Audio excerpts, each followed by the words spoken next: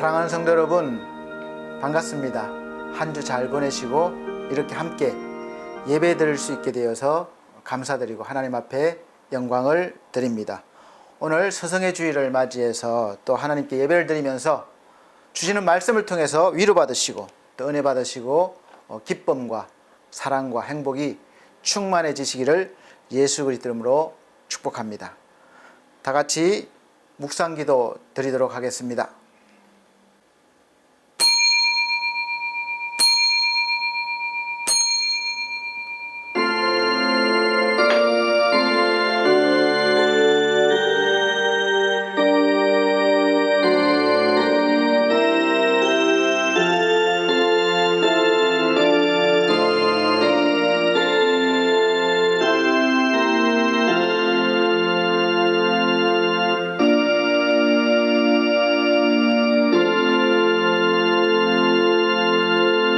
그러므로 우리에게 큰 대제사장이 있으니 성천하신 자 곧 하나님 아들 예수시라.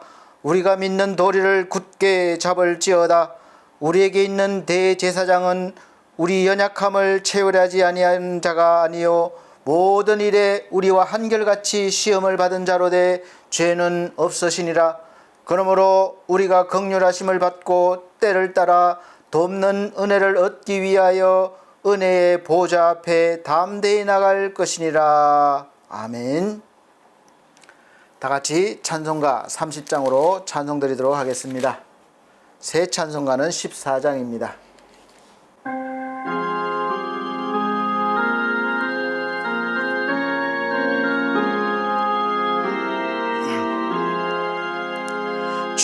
주의 하나님 하늘에 계시니 온천하 만민 주 앞에 찬송하리.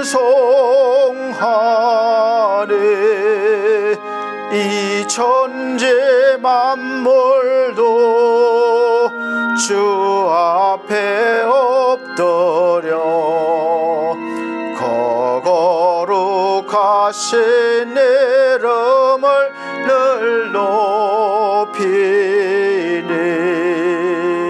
주 언약하신 것 끝까지 지키니 저 하늘 나라 향하여 곧 가리라.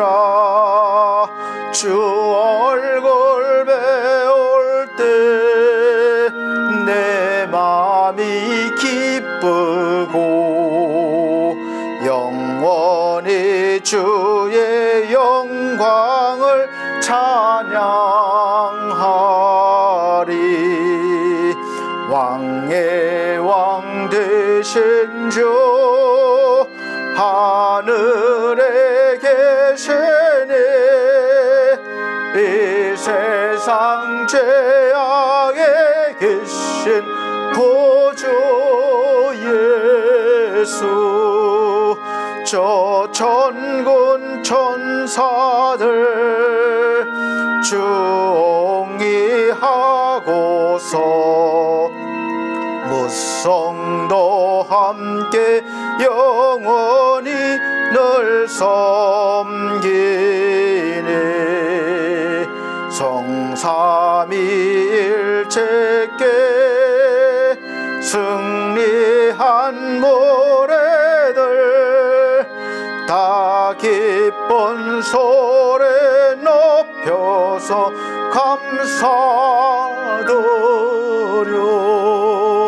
창조주 하나님 내 주님 되시니 주 앞에 나도 엎드려 경배하니.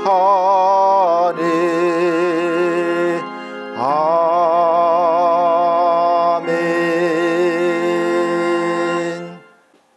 네, 성시교독 교독문 16번입니다. 찬송가 뒤에 성시교독 교독문 16번, 새 성경책은 28번입니다. 시편 63편 제가 한 절, 성도님들께서 한 절 천천히 봉독해 나가도록 하겠습니다. 하나님이여, 주는 나의 하나님이시라. 내 영혼이 주를 갈망하며 내 육체가 주를 앙모하나이다. 내가 주의 권능과 영광을 보려 하여 이와 같이 성수에서 주를 바라보았나이다. 주의 인자가 생명보다 나음으로 내 입술이 주를 찬양할 것이라. 이러므로 내 평생에 주를 송축하며 주의 이름으로 인하여 내 손을 들리이다. 골수와 기름진 것을 먹음과 같이 내 영혼이 만족할 것이라. 내 입이 기쁜 입술로 주를 찬송하되 내가 나의 침상에서 주를 기억하며 밤중에 주를 묵상할 때에 하오리니 주는 나의 도움이 되셨음이라. 다같이 내가 주의 날개 그늘에서 즐거이 부르리이다. 아멘. 다같이 사도신경으로 신앙 고백 드리도록 하겠습니다. 나는 전능하신 아버지 하나님 천지 창조주를 믿습니다. 나는 그의 유일하신 아들 우리 주 예수 그리스도를 믿습니다. 그는 성령으로 잉태되어 동정녀 마리아에게 나시고 본디오 빌라도에게 고난을 받아 십자가에 못 박혀 죽으시고 장사된 지 사흘 만에 죽은 자 가운데서 다시 살아나셨으며 하늘에 오르시어 전능하신 아버지 하나님 우편에 앉아 계시다가 거기로부터 살아있는 자와 죽은 자를 심판하러 오십니다. 나는 성령을 믿으며 거룩한 공교회와 성도의 교제와 죄를 용서받는 것과 몸의 부활과 영생을 믿습니다. 아멘. 네, 다같이 찬송가 103장 새 찬송가는 없습니다. 통일 찬송가 103장 다같이 찬송 드린 후에 기도하는 시간 갖도록 하겠습니다.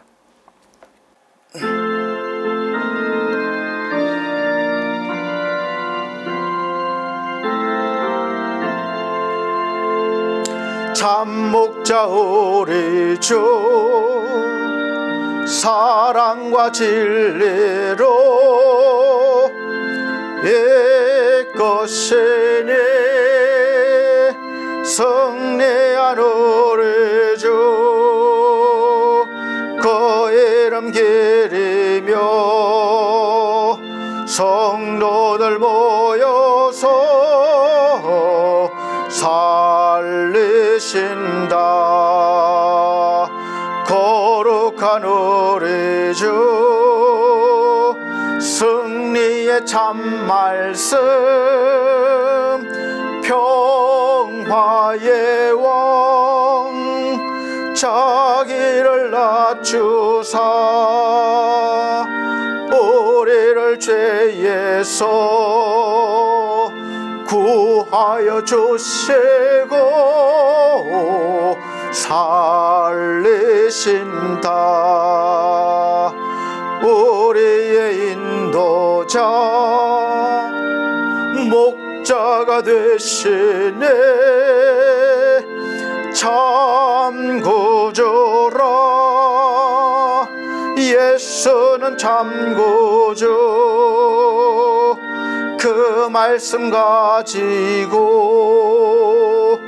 우리를 이끌어서 힘주신다. 이제와 영원히 즐거운 노래로 주를 찬양. 주님의 온 교회 거룩한 우리들 우리 왕 예수를 찬양하라.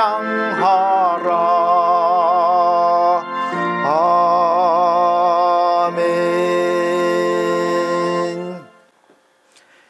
예배를 위해서 이태석 안수 집사님 기도해 주시도록 하겠습니다.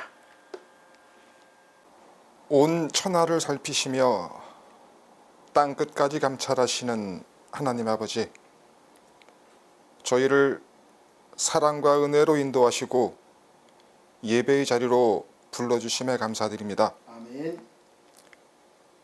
이 시간 기쁨으로 드리는 경배와 찬양을 흠행하여 주시옵소서. 아멘.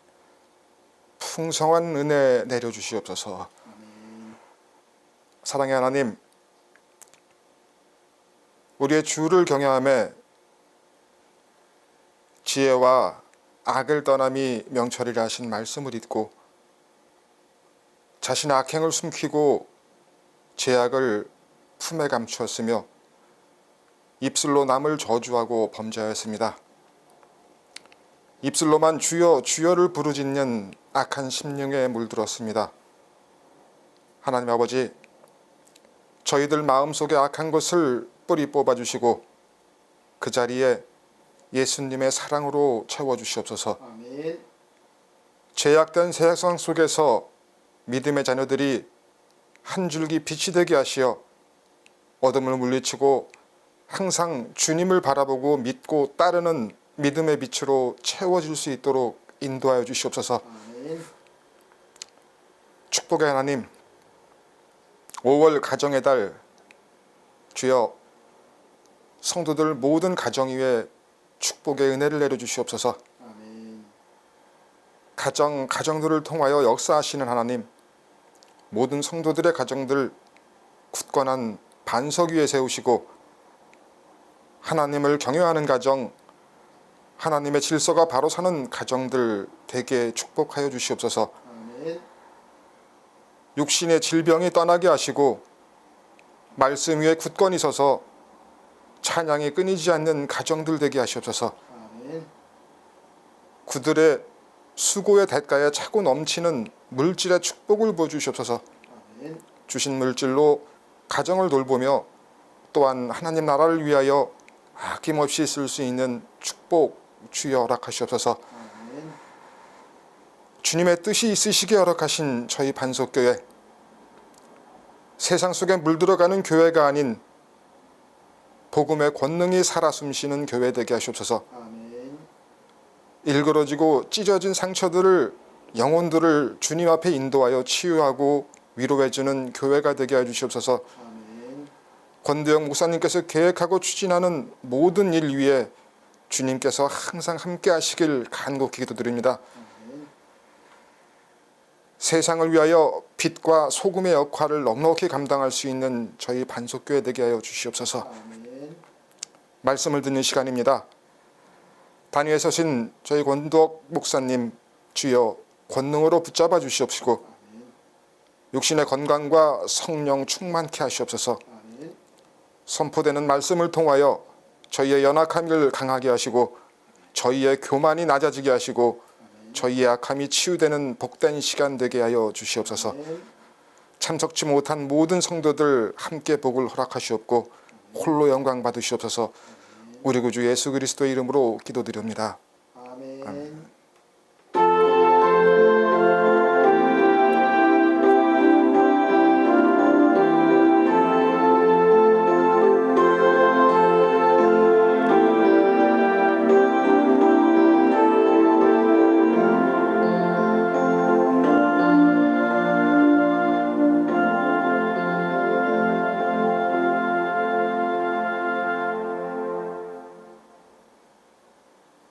네, 감사합니다. 오늘 하나님께서 우리에게 주시는 하늘의 양식은 신약 성경입니다. 요한복음 15장 1절로부터 8절 말씀입니다. 요한복음 15장 1절로부터 8절 말씀입니다. 제가 천천히 봉독해 드리도록 하겠습니다. 내가 참 포도나무요 내 아버지는 그 농부라. 무릇 내게 있어 과실을 맺지 아니하는 가지는 아버지께서 이를 제버리시고 무릇 과실을 맺는 가지는 더 과실을 맺게 하리하여 이를 깨끗게 하시느니라. 너희는 내가 일러준 말로 이미 깨끗하였으니 내 안에 거하라. 나도 너희 안에 거하리라. 가지가 포도나무에 붙어 있지 아니하면 절로 과실을 맺을 수 없음 같이 너희도 내 안에 있지 아니하면 그러하리라. 나는 포도나무요 너희는 가지니 저가 내 안에 내가 저 안에 있으면 이 사람은 과실을 많이 맺나니 나를 떠나서는 너희가 아무것도 할 수 없음이라. 사람이 내 안에 거하지 아니하면 가지처럼 밖에 버리워 말라지나니 사람들이 이것을 모아다가 불에 던져 살아느니라. 너희가 내 안에 거하고 내 말이 너희 안에 거하면 무엇이든지 원하는 대로 구하라. 그리하면 이루리라. 너희가 과실을 많이 맺으면 내 아버지께서 영광을 받으실 것이요 너희가 내 제자가 되리라. 아멘. 사랑하는 성도 여러분, 평안하셨습니까? 이번 주는 스승의 주일로 예배를 드린다고 전주에 광고 말씀을 드렸습니다. 그래서 설교 제목도 스승의 주일에 맞게 내 인생에서 꼭 만나야 할 스승이라는 제목으로 오늘 말씀을 선포하겠습니다. 우리 사람뿐만 아니라 모든 생명체는 이 살아가는 데 있어서 이 생존할 수 있는 그런 방법을 인도해주는 스승을 만나야 되고 또 반드시 스승이 있습니다. 그래서 그 가르침대로 또 보는 대로 따라가고 그러면 기본적인 생명을 또 유지할 수 있고 살아갈 수 있고 살아가면서 또 나름대로 창조적인 새로운 것을 또 발견해내고 또 창조적인 삶을 살 수 있는 것이죠. 이것이 발전을 이루는 것입니다. 그래서 세상에서 성공한 사람들 대부분은 인생에서 큰 영향력을 준 스승이 있는 경우가 많습니다.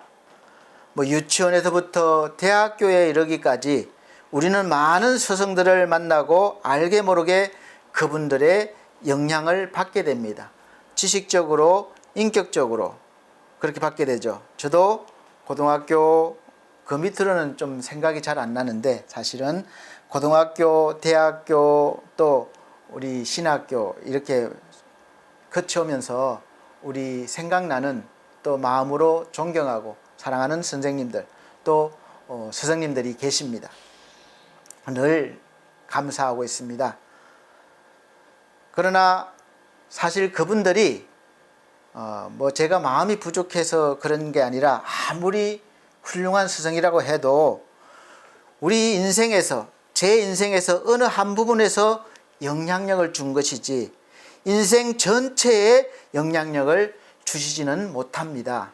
한계가 있기 때문에 그래요. 여러분도 마찬가지예요. 나름대로 스승님들이 계실 것입니다. 근데 그 스승님이 어느 부분에서는 많은 도움이 되셨고 또 어떤 인생을 전환하는 전환점이 될 수 있는 그런 지혜와 또 그런 가르침을 받았다 할지라도 여러분이 살아가는 인생 전체에 대해서 늘 영향력을 미치지는 못합니다.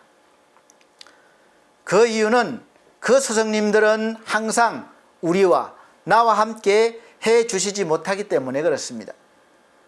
우리가 어떻게 살아야 하고 이렇게 어렵고 힘들 때는 내가 도움을 요청할 수 있고 또 어떻게 해야 되는지 어떤 가치관을 가지고 살아야 하는지 항상 나와 함께 하시면서 이 무섭게 빠르게 변하는 이 세상 풍조에 전혀 흔들림 없이 항상 나를 바른 길로 올바른 길로 인도해 주시는 그런 스승을 만날 수 있다면 여러분은 그런 분을 만나서 스승으로 삼고 싶지 않습니까? 저에게는 그런 스승님이 계십니다. 너무나 감사한 일이죠.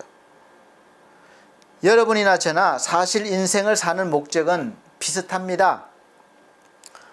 이유가 수만 가지가 더 될 수도 있지만 한 단어로 말하라고 한다면 바로 기쁨이고 행복입니다. 두 단어인가요? 기쁨과 행복. 우리가 기쁘게 살고 행복해지기 위해서 밤낮 없이 노력하고 땀 흘리면서 그렇게 살고 또 때로는 자존심 상하면서까지도 우리가 일을 하고 또 인간관계를 가지는 것입니다. 그리고 우리가 사랑하는 사람 만나면 뭐라고 그럽니까? 나와 결혼해 주세요. 내가 행복하게 해줄게요. 그래서 행복하게 사는 것이 목적이죠.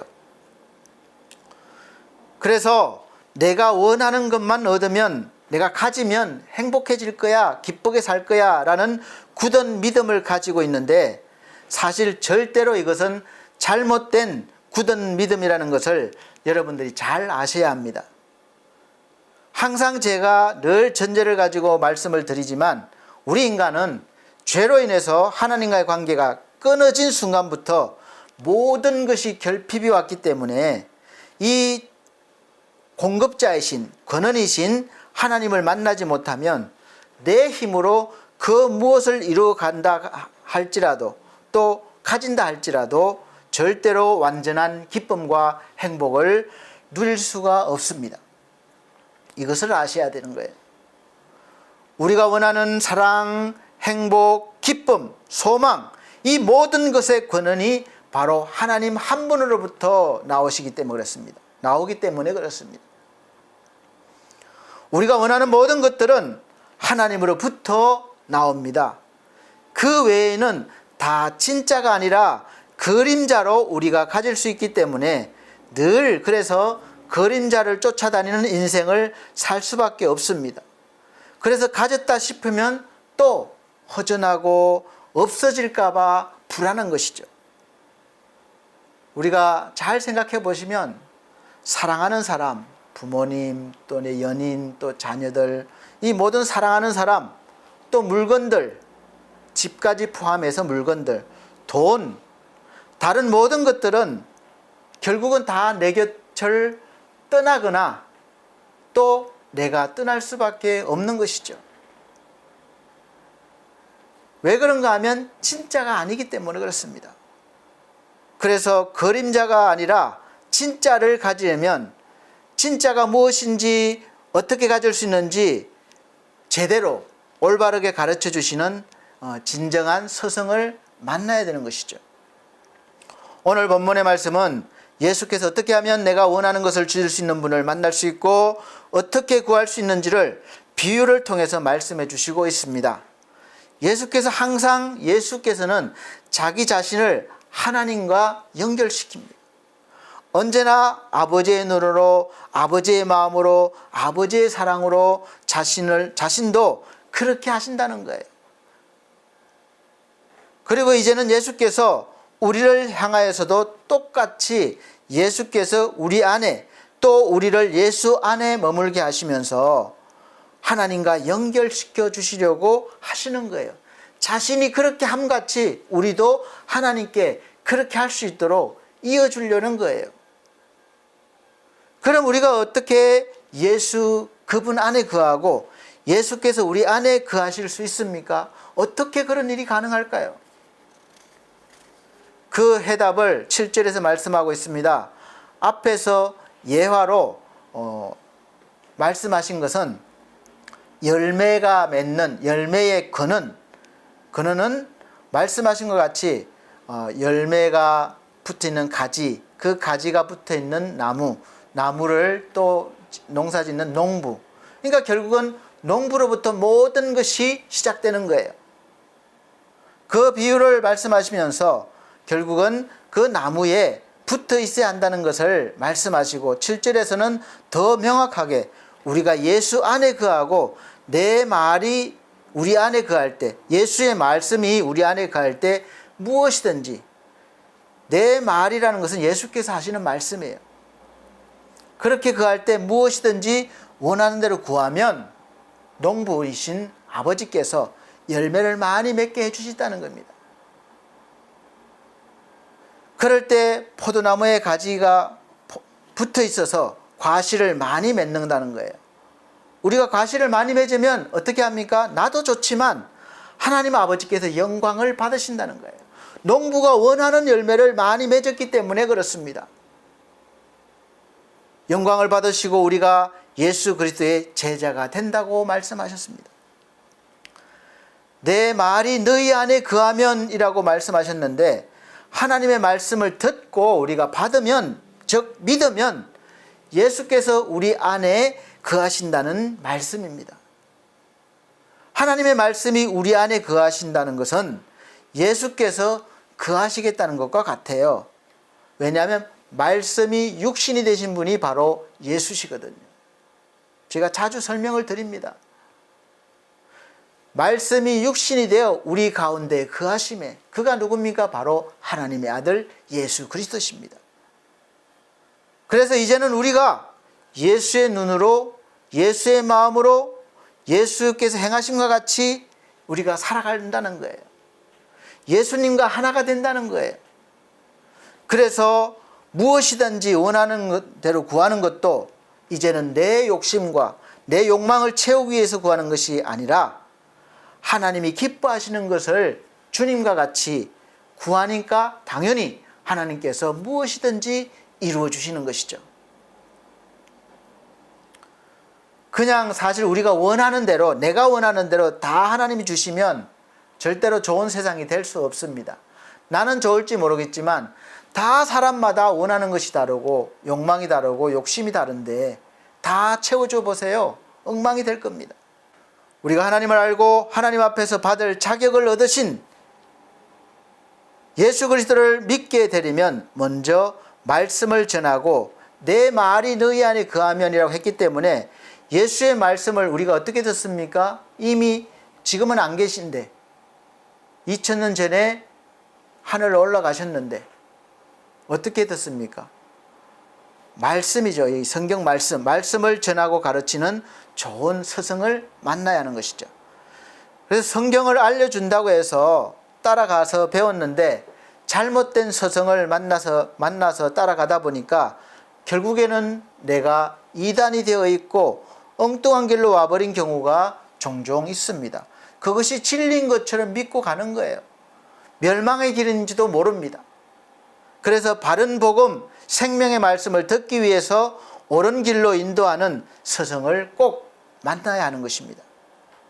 우리가 보여지지 않고 만져지지 않고 느낌이나 어떤 형상도 없으신 하나님을 우리가 어떻게 알고 또 알고 난 뒤에 그 하나님이 정말 내가 그 무엇보다도 신뢰할 만한 그런 하나님, 그런 신이신지 어떻게 알 수 있습니까? 여러분 가끔 기도하거나 뭐 아무 느낌이 없어요. 기도해도 말씀을 들어도 아무 느낌이 없을 때 진짜 하나님이 계신가 이런 생각, 이런 느낌을 가져본 적이 없습니까? 아마 누구나 다 있을 거예요. 때로는 의심이 가기도 합니다. 진짜 하나님이 계신가? 어떻게 알 수 있습니까? 하나님께서는 가끔은 우리에게 믿음을 주시기 위해서 꿈이나 환상이나 목소리나 기적을 통해서 자신을 나타내 주시고 알려주십니다. 그런데 이러한 체험이나 환상들은 각자가 다 다를 수가 있어요. 그래서 내가 하나님을 설명할 때 다 다른 하나님이 나타날 수가 있는 거예요. 그래서 이것을 잘 아신 하나님께서 딱 기준이 되는 하나님의 말씀을 기록하게 하셔서 성경을 주신 것입니다. 그래서 우리는 항상 성경을 중심으로 하나님을 만나고 또 알고 믿어야 되는 것이죠. 그런데 문제는 우리가 제대로 옳은 스승을 만나야 된다는 거죠.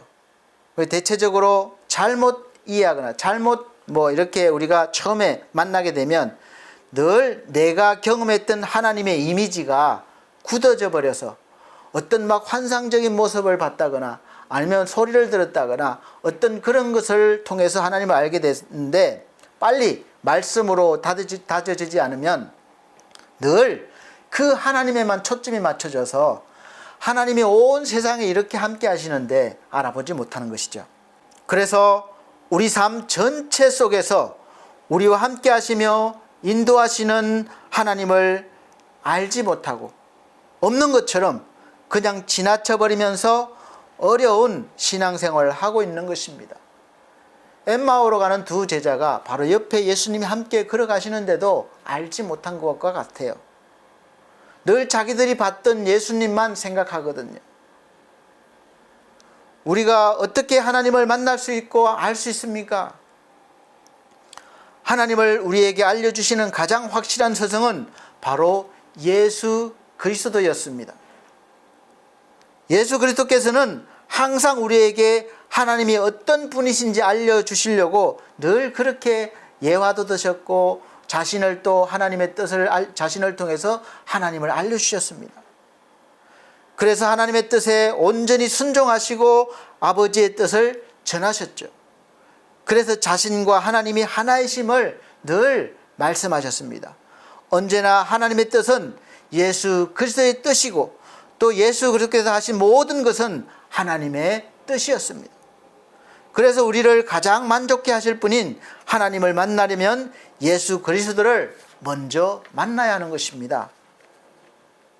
그럼 2000년 전에 예수께서 십자가에서 죽으시고 부활하셨고 그 다음에 하늘로 승천하셨는데 이제 우리는 어떻게 알 수 있습니까?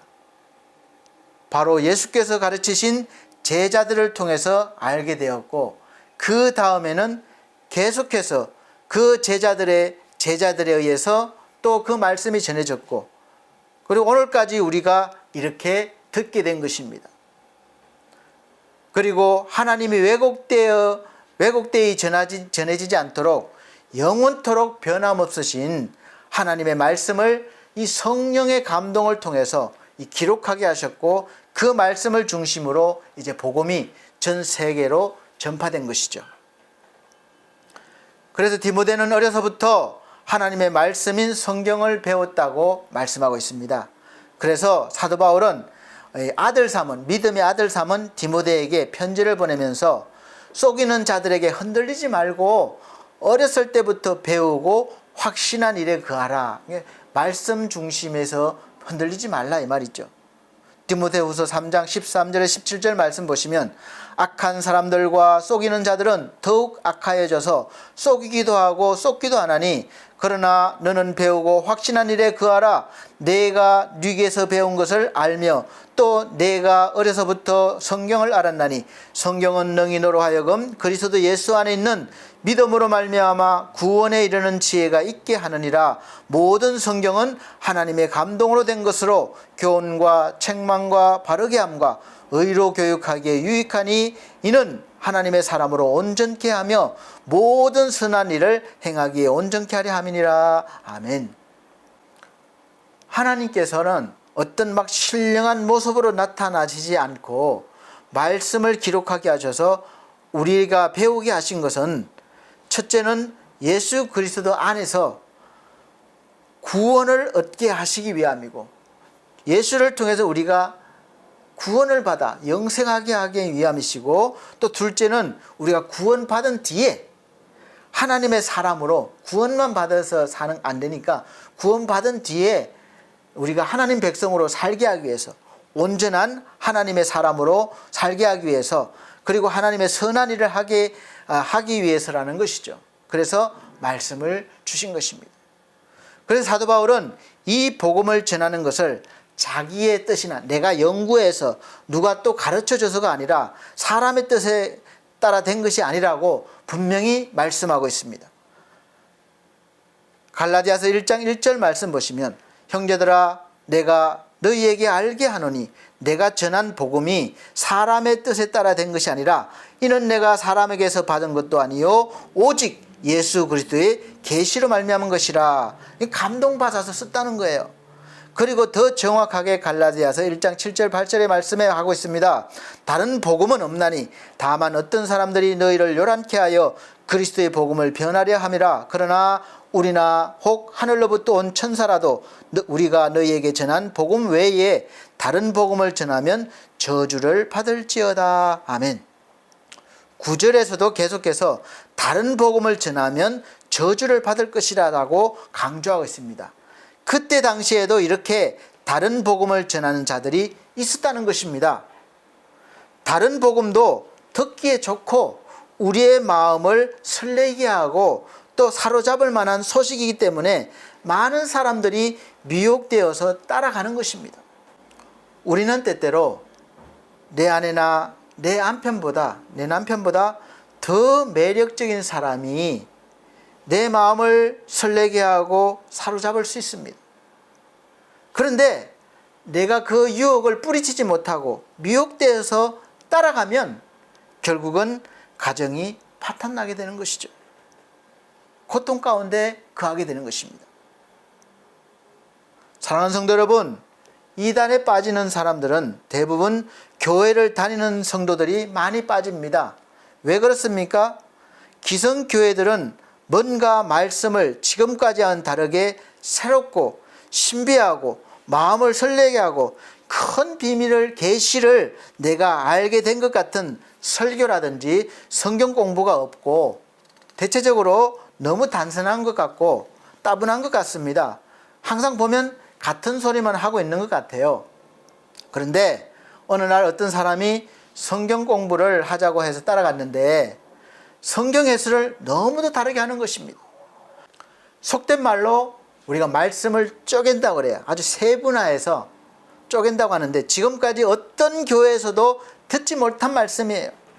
그래서 이게 뭔가 하고 빠져드는데 사실 너무 신비롭고 환상적인데 정작 일상생활에서는 정상적인 삶을 살지 못하고 현실과 동떨어져서 살면서 맨날 뭐 계시가 어떻고 말씀이 열리고 뭐 비밀이 어떻고 그러면서 환상 속에 사는 것 같이 그렇게 살아서 평범한 삶을 살지 못하게 되는 경우가 많이 있습니다.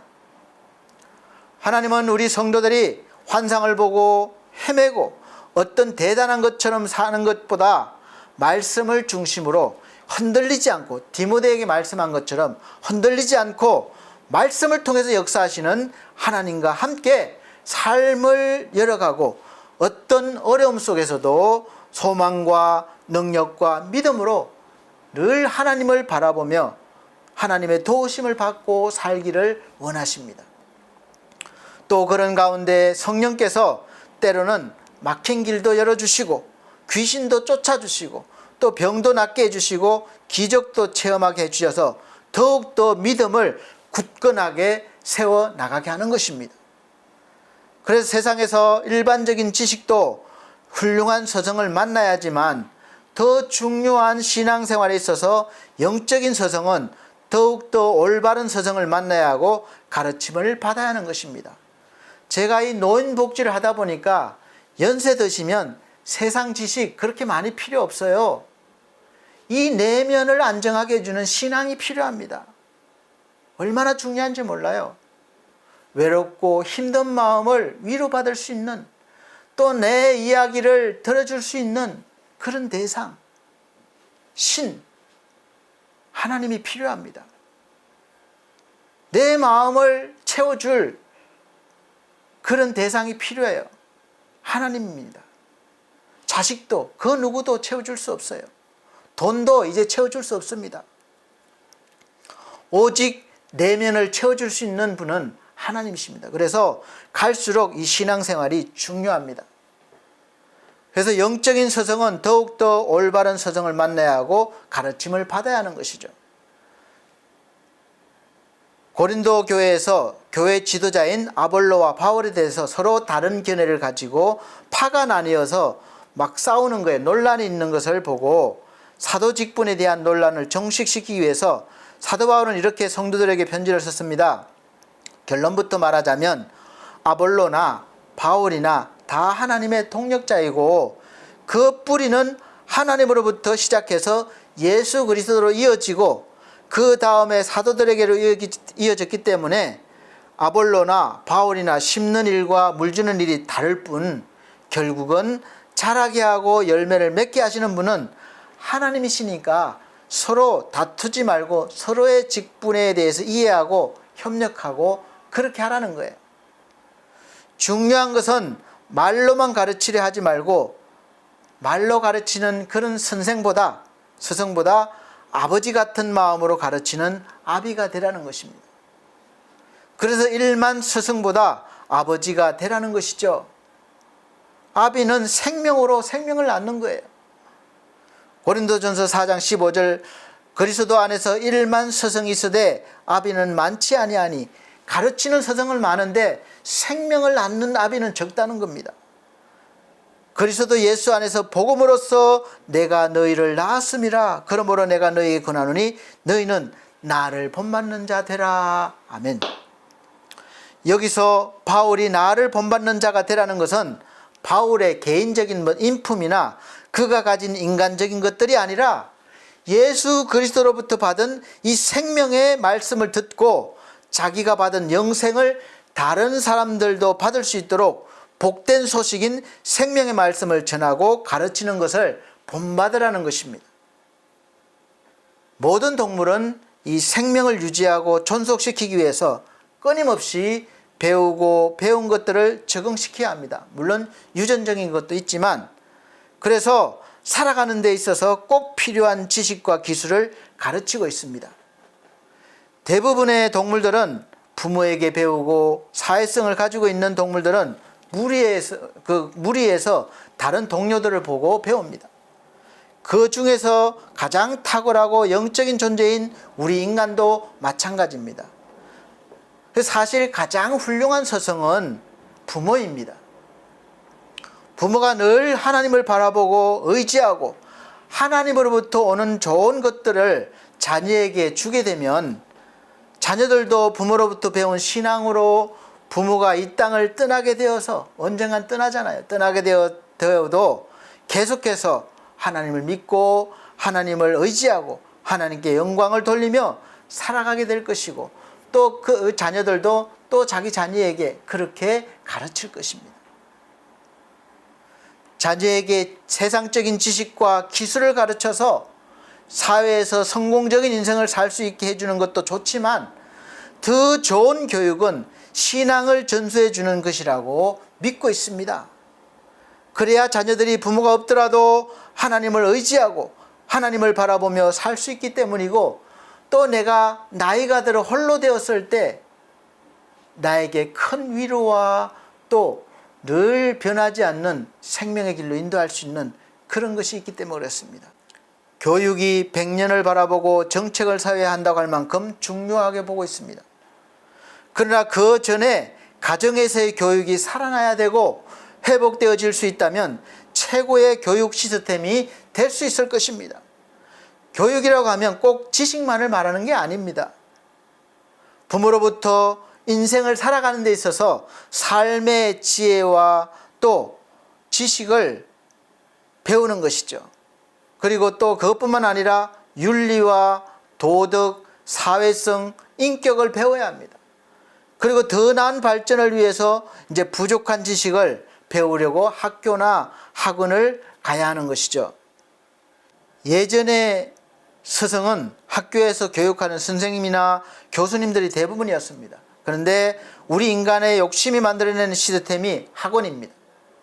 사교육의 발달은 공교육의 시스템을 위협하고 있고 오히려 더 영향력을 발휘하고 있습니다.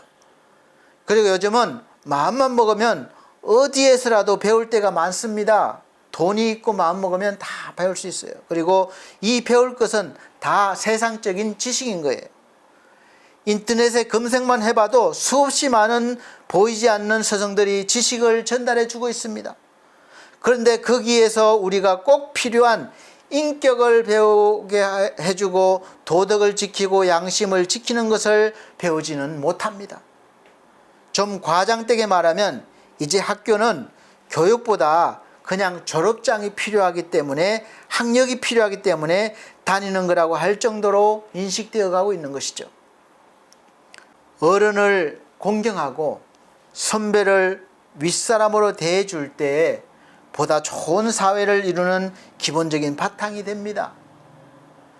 요즘 세대에서 뭐 그런 것을 찾느냐라고 할지 모르지만 이런 것은 우리 사회의 가장 기본적인 질서라고 할 수 있습니다. 그리고 그것이 힘이에요. 이런 기본이 자꾸 무시되니까 사회의 기본 질서나 도덕이 무너지고 있는 것입니다.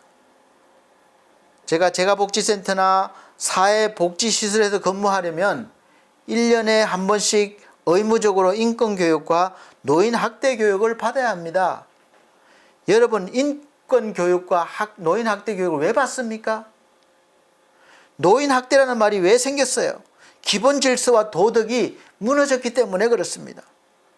나이 젊다고 아무 상관이 없는 것처럼 생각하는 젊은 분들이나 청소년들이 있을지 모르지만 그 젊은 시절은 길지가 않습니다. 금방 지나가서 내가 그 위치에, 내가 무시했던 그 어른들의 위치에 금방 서게 될 것입니다.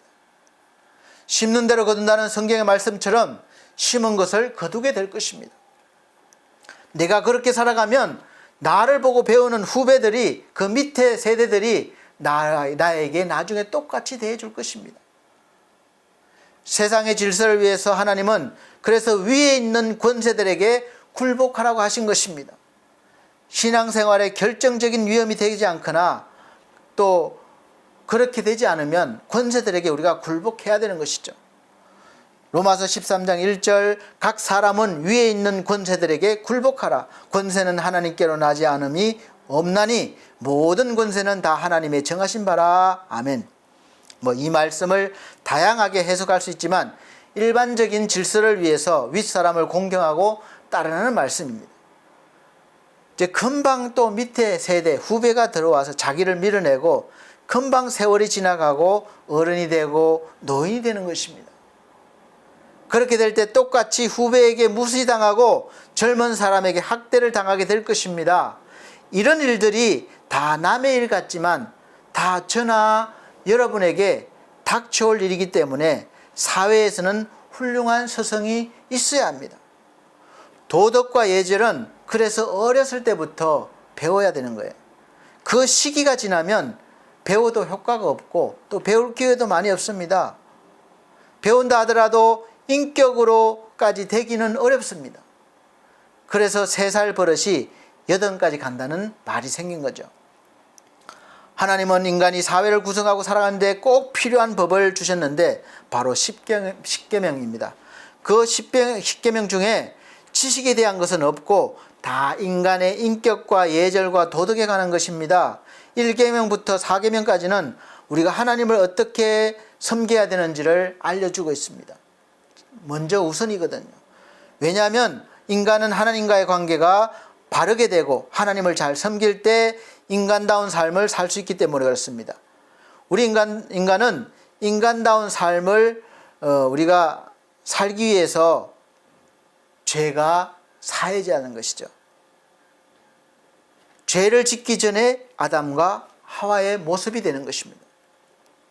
그리고 5계명부터 10계명까지는 사람과의 관계에 대한 것입니다. 그 중에서 가장 우선순위가 첫째가 부모를 공경하라. 첫 관계. 이 첫 관계가 부모와 자식 간의 관계잖아요. 바르게 돼야 되는 것이죠. 공경해야 된다는 것이 아니라 공경하라 명령이십니다. 그만큼 부모를 공경하는 것은 중요한 것이기 때문에 그렇습니다. 부모를 무시하고 사회에 나가서 무엇을 한들 제대로 할 수 있겠습니까? 10계명 모두가 훌륭한 스승에게서 배워야 하는 것이고 제대로 배울 때 올바른 신앙과 인격이 형성이 되고 하나님을 잘 섬기고 사회에서도 구성원으로 훌륭히 살아낼 수 있을 것입니다. 이것이 바로 우리가 그렇게 원하는 궁극적인 목표인 기쁘고 행복하게 살고 성공적으로 사는 비결임을 아시고 믿으시길 바랍니다. 여러분에게 훌륭한 스승은 누굽니까? 물론 어느 선생님, 교수님이 있을 것입니다. 당연히 있어야 합니다. 이 땅에서 우리가 사는 사회에서 훌륭한 스승님들이 많이 계십니다. 또 이런 분들이 많을수록 더 좋은 사회, 더 좋은 나라가 될 수 있습니다. 그런 스승님들로부터 영향력을 받은 사람이 이 사회에서도 자기 몫을 해내고 앞서가는 사람이 되는 것이죠. 사랑받습니다. 여러분은 그런 스승님을 만나셨습니까? 오늘 우리 인생 최고의 스승을 소개해드립니다. 바로 예수 그리스도십니다. 1만 스승보다 아비가 더 훌륭한 스승이 될 수 있습니다. 아비는 가슴으로 품고 생명으로 품고 가르치기 때문에 그렇습니다. 또 삶으로 보여주기 때문에 그래요. 저와 여러분들이 훌륭한 스승이 되려면 먼저 훌륭한 부모가 되어야 되는 책임이 있습니다. 자녀들은 부모를 보면서 자라기 때문에 그래요.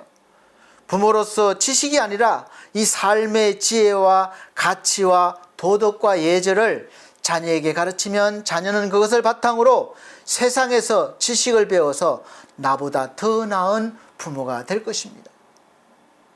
예수님은 최고의 스승으로서의 본을 보여주셨습니다. 항상 자신의 뜻보다 먼저 아버지의 뜻에 말씀에 순종하시고 행동하시면서 아버지를 공경하는 본을 보여주심으로 우리가 보고 배울 수 있는 최고의 스승이 되셨던 것이죠. 얼마나 아버지 말씀을, 아버지를 공경하고 순종하시는지, 아버지의 뜻이라면 죽음까지도, 십자가도 기꺼이 지셨습니다. 죽기까지 순종하셨습니다. 그분의 짧은 33년의 인생은 오직 하나님 아버지의 뜻을 이루기 위한 삶이었다고 해도 누구 하나 토를 달 수 없을 정도예요. 온전히 하나님의 뜻 안에서 그분의 뜻을 이루기 위해서 전생에, 짧은 생애지만 전생애를 사셨던 것이죠.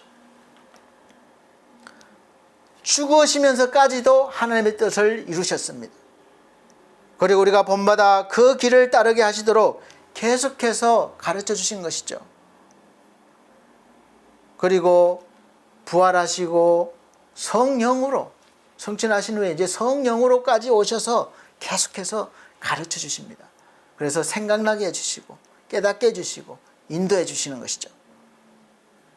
여러분, 예수 그리스도를 만나시고 예수께 배우시길 바랍니다. 그러면 여러분은 자연스럽게 부모를 공경할 수 있는 힘이 주어지고 사회 구성으로서 어른들을 공경하고 선배를 존중하고 도덕과 예절을 갖춘 인간다운 인간이 되실 것이고 사랑받게 될 것입니다. 인정받게 될 것입니다. 예수 그리스도는 최고의 스승이기 때문에 여러분이 초등학교를 졸업하고 중학교를 졸업하고 고등학교를 졸업하고 대학교를 졸업해도, 그리고 사회에 진출해도 여전히 훌륭한 스승으로 여러분의 삶을 인도하시며 가정을 이루어도 여전히 여러분의 삶의 스승이 되시기 때문에 여러분의 인생이 더 아름다운 인생이 될 것이고 여러분이 있는 가정은 더 화목하고 사랑이 넘치고 여러분이 몸담고 있는 직장과 사회는 더 살기 좋아지게 될 것입니다. 왜냐하면 최고의 그 어떤 훌륭한 선생님도, 그 어떤 훌륭한 교수님도, 그 어떤 훌륭한 선배도 계속해서 여러분과 함께하지 못하기 때문에 그렇습니다. 그러나 예수 그리스도는 성령으로 우리 속에 오셔서 우리와 함께 항상 동행하시면서 영원토록 여러분이 하나님을 바르게 섬기고 또 바른 관계를 가져서 하나님의 온갖 은혜와 좋은 것들을 누리게 하시고 그 은혜와 힘으로 가정과 사회생활도 정말 잘할 수 있도록 해주시기 때문에 그렇습니다. 이 정도면 최고의 스승이 아닙니까? 예수께서 가장 훌륭한 스승이 되시는 이유를 하나님을 아버지로 삼고 무엇이든지 구할 수 있는 방법을 알려주셨습니다.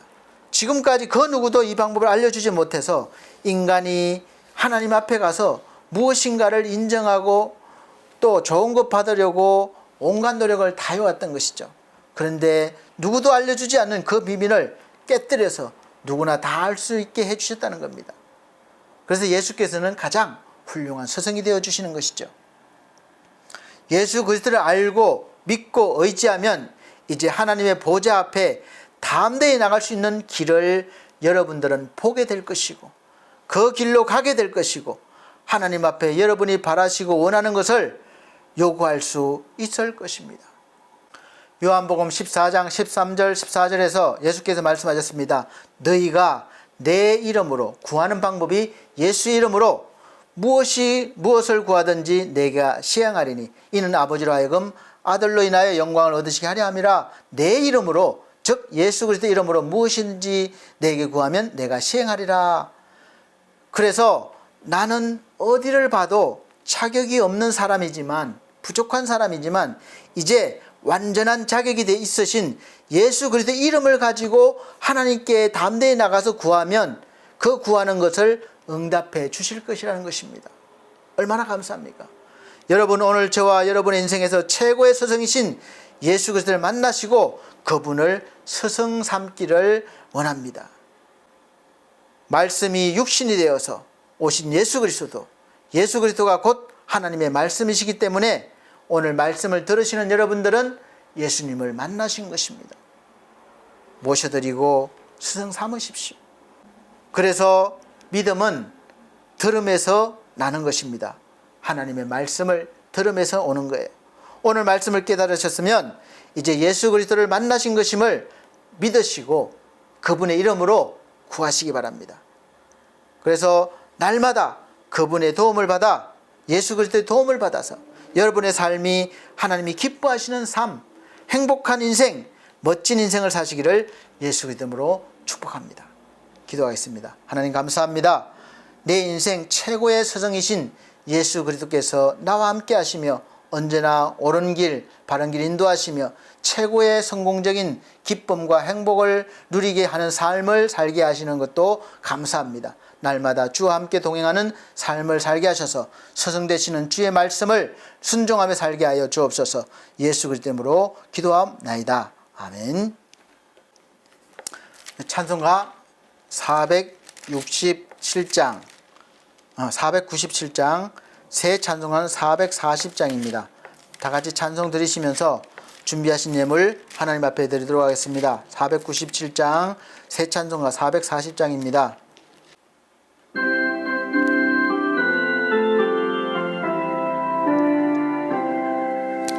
어디든지 예수 나를 이끌면 어디든지 예수 함께 가려네.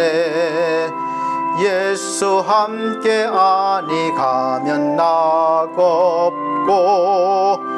예수님과 동행하면 겁없네. 어디를 가든지 겁낼 것 없네. 어디든지 예수 함께 가려네. 세상 친구 모두 나를 떠나도 주와 동행하면 외로움 없겠네. 가는 길이 위태하고 험해도 어디든지 예수 함께 가려네. 어디를 가든지 겁낼 것 없네. 어디든지 예수 함께 가려네. 어두운 거늘 나를 애워쌀 때에 주가 함께 계심 믿고 자려네. 죽은 후에 천국에서 깨어나 예수 함께 길이 살리라. 어디를 가든지 겁낼 것 없네. 어디든지 예수 함께 가려네. 아멘. 드려진 예물 위해서 기도드리겠습니다. 아버지 하나님, 하나님 은혜 감사하여 주신 모든 것들 중에 11조 예물을 구별하여 아버지께 드립니다. 또 날마다 감사함을 표현하는 마음으로 감사 예물 드립니다. 또 하나님 앞에 몸과 마음을 드리는 마음으로 또 헌신하였습니다. 우리 하나님 귀한 영혼들 일일이 기억하시고 저들의 삶 속에서 예수께서 스승이 되어 주셔서 최고의 좋은 인생길을 갈 수 있도록 살게 하여 주시고 또 하나님께 영광 돌리는 열매를 맺을 수 있도록 은혜 베풀어 주옵소서. 함께 하심을 감사드리며 예수 그리스도 이름으로 축복하고 기도하옵나이다. 아멘. 교회 앞에 교회 소식 말씀해 드리도록 하겠습니다. 올해 22년도 교회 표어는 반석교회 표어는 영의 사람으로 사는 사람입니다. 사도행전 2장 14절로 17절 말씀입니다. 영의 사람으로 사는 사람은 말씀을 열심히 잘 먹어야 합니다. 그래서 읽고 묵상하시기 바랍니다. 두 번째는 매주 주일 오전 11시 예배를 영상으로 드리고 있고 또 대면 예배가 가능하기 때문에 오실 수 있는 분들은 참석하시기 바랍니다. 우리 교회는 다들 거리가 멀어서 힘드시지만 한 달에 한 번 정도라도 꼭 참석하여 주시고 또 은혜 나누기를 원합니다. 하나님께서 또 함께 잘 모일 수 있는 또 성전도 장소도 주실 것으로 믿고 기도하고 있습니다. 세 번째, 성도들의 가정과 직장과 사업을 기도해 주시고 연약한 성도들 건강 회복과 믿음 회복을 위해서 기도해 주시기를 바랍니다.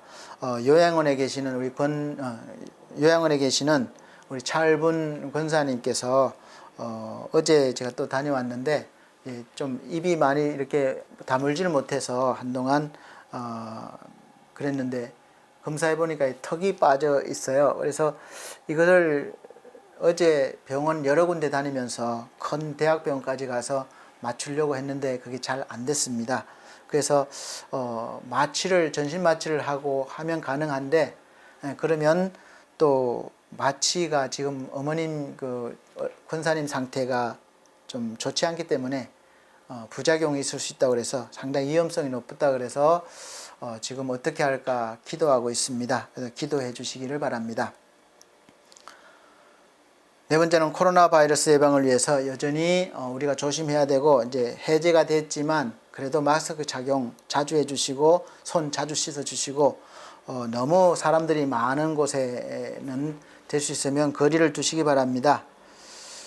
다섯 번째, 5월 넷째 주 다음 주는 부부의 주일로 예배를 드립니다. 그동안에 또 부부 간의 관계를 다시 한번 사랑으로 재정립하는 시간을 가져보시길 바랍니다.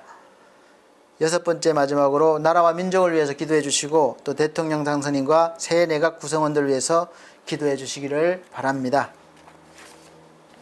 결단의 찬송 59장, 새 찬송가는 53장 찬송 드리시고 축도로 예배를 마치도록 하겠습니다.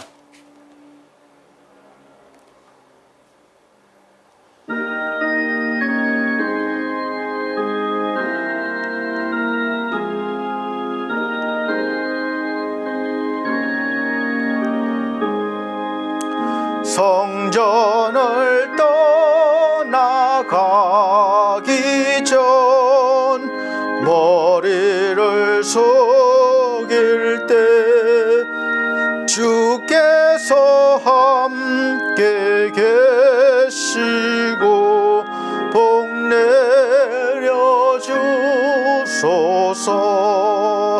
집으로 돌아가는 길 주 동행하시고 내 모든 언행 심사를 다 지켜주소서. 거룩한 날이 다가고 저녁이 되도록 주의 맘에 빗대사 늘 계시옵소서.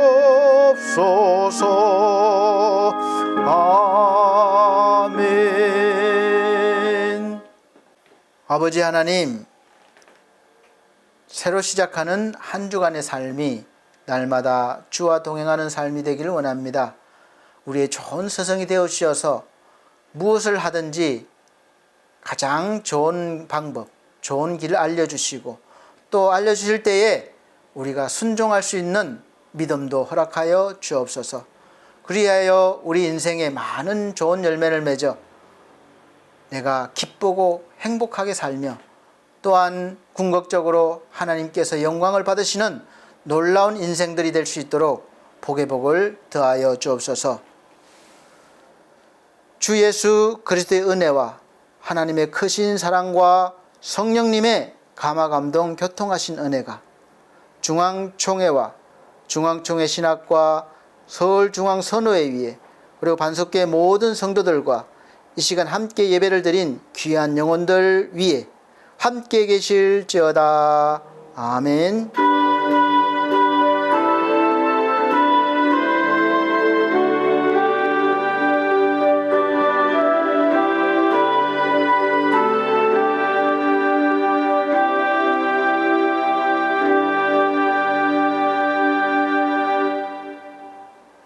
하나님께 영광 돌립니다. 감사합니다. 다음 주에 뵙겠습니다.